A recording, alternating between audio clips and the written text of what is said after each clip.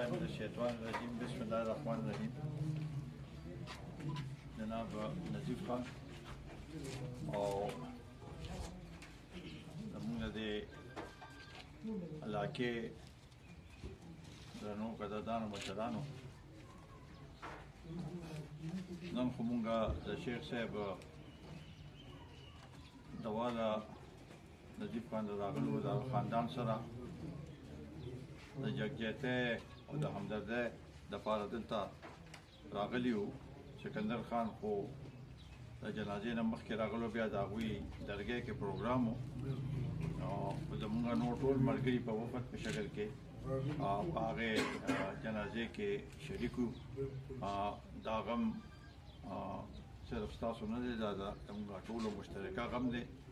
شیخ صاحب بذات خود یو لوی د حیثیت مالک و او نظیف خان خپل په داسې هلې ځلې په صرف دلته نه بلکې په ټول د پښتنو په سیمه باندې د هغوی خپل یو کردار او عمل دی.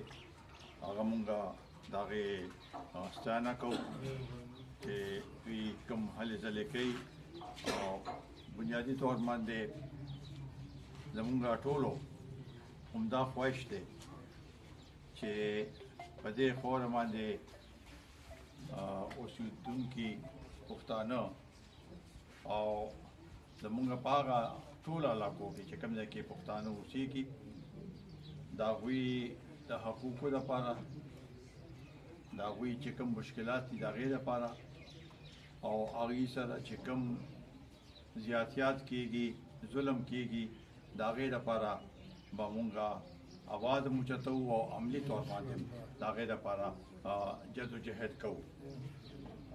دا د وخت تقاضا ده. دې ملک کې ډېر حکومتونه لاړل خو زمونږ مسلې هماغه شانتې چې څنګه مخکې وې د هغې نه پکې اضافه شوې ده، کمی نه راغلې. او د دې لپاره بنیادي طور باندې یو مشترکه جدوجهد، مشترکه آواز اوچتول، دا زما په خیال په هر یو پښتون باندې دا فرض دی. په دې ضمن